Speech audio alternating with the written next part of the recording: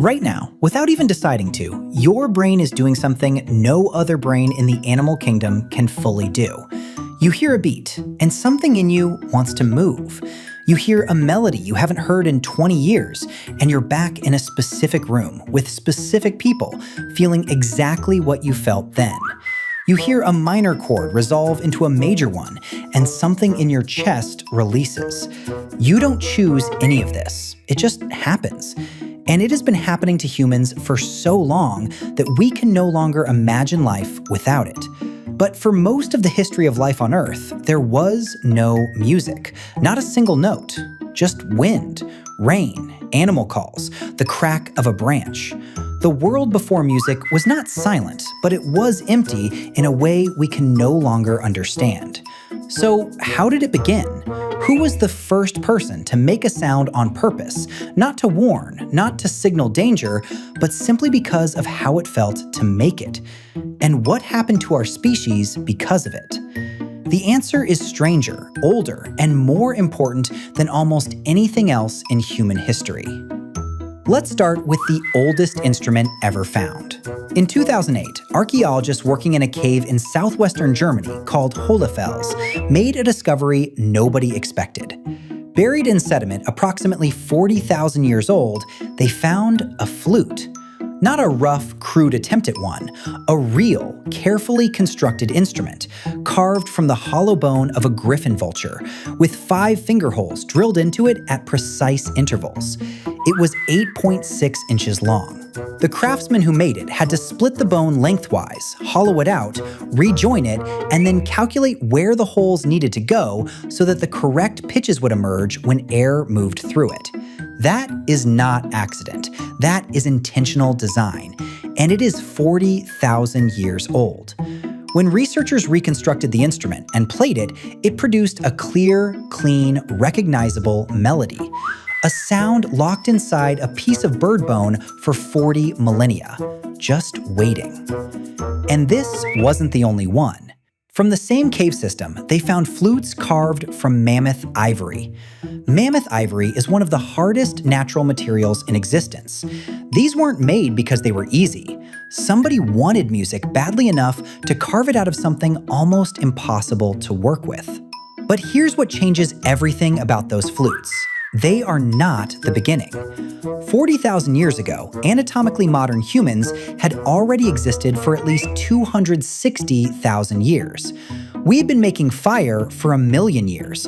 We had been using tools for 3 million. The first instruments were almost certainly percussion, and they are gone.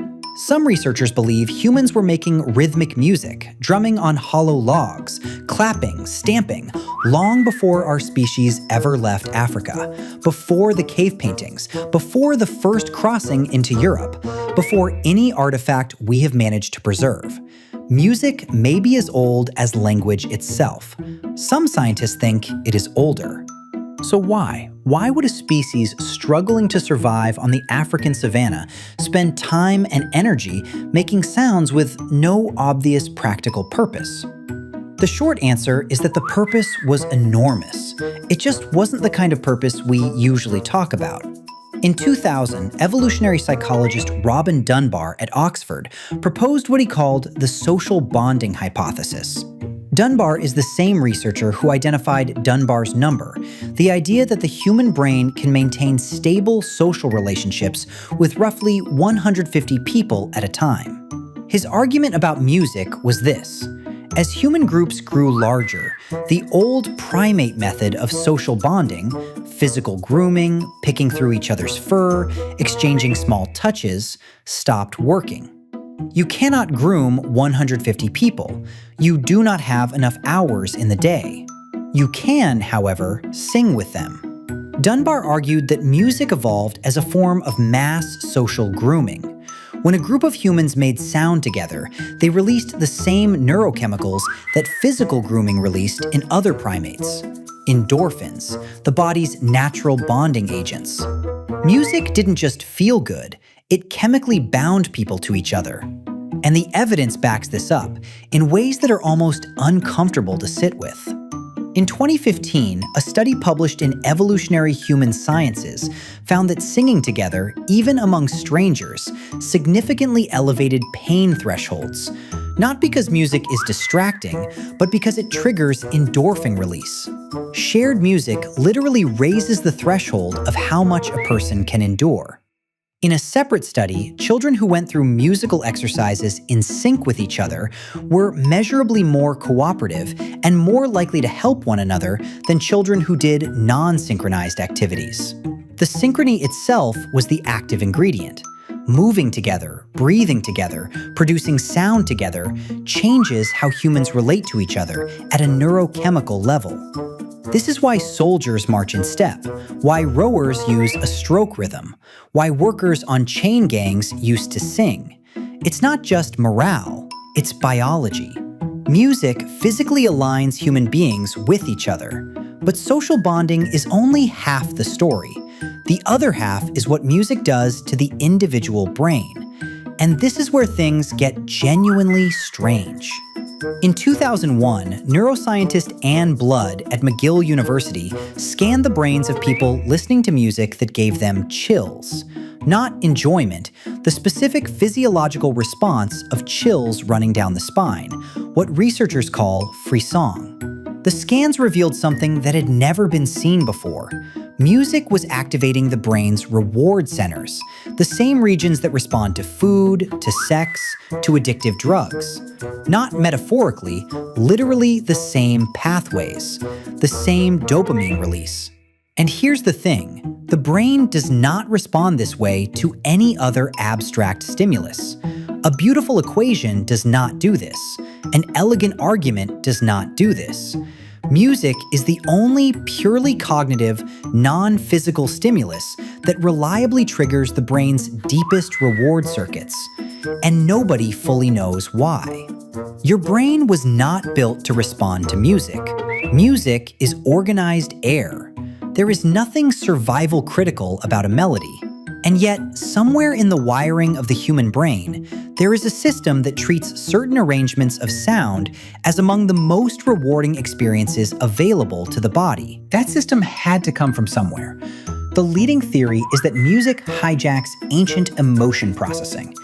Emotional responses to sound are not modern. They are millions of years old. Long before music existed, your ancestors needed to read sound correctly to survive.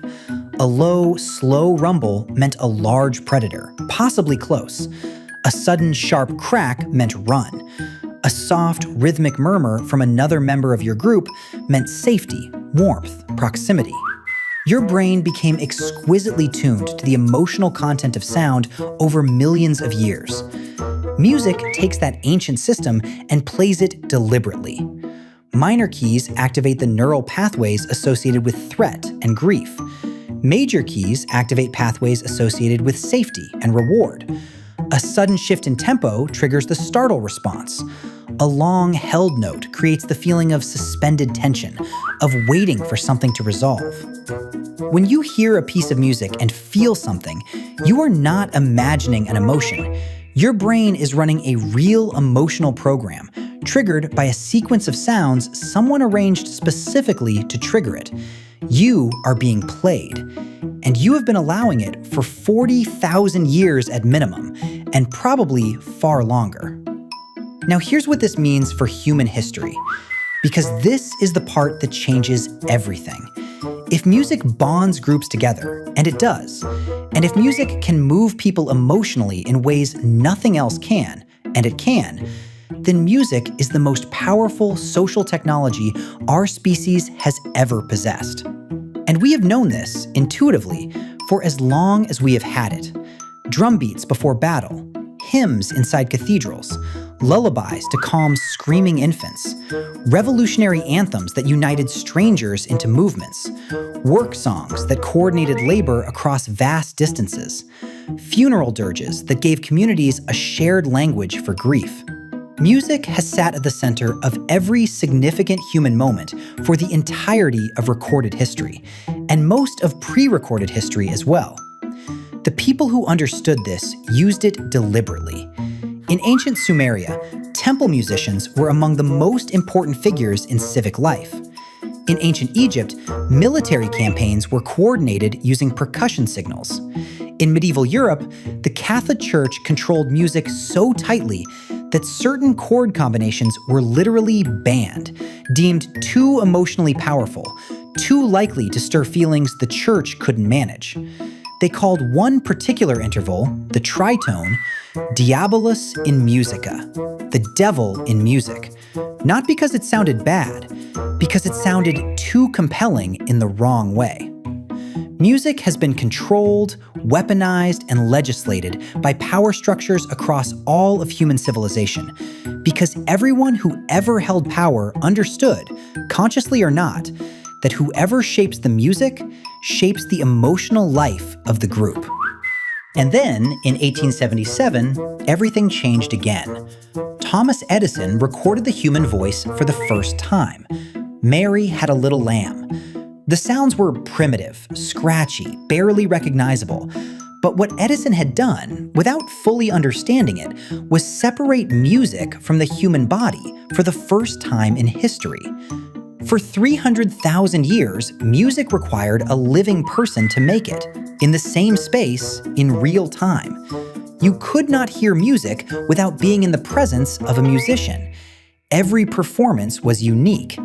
Every piece of music existed once, in the moment it was played, and then it was gone forever. Recording changed that in a way we are still adjusting to. By the mid-20th century, a person could sit alone in a room and hear the voice of someone dead for decades, could feel the emotions of a composer who had died a century before they were born. Music became the first form of human expression that could survive its maker and travel through time completely intact. We now carry thousands of songs in our pockets. We have constructed personal soundtracks for our lives, and specific songs are encoded in specific memories in a way that nothing else is.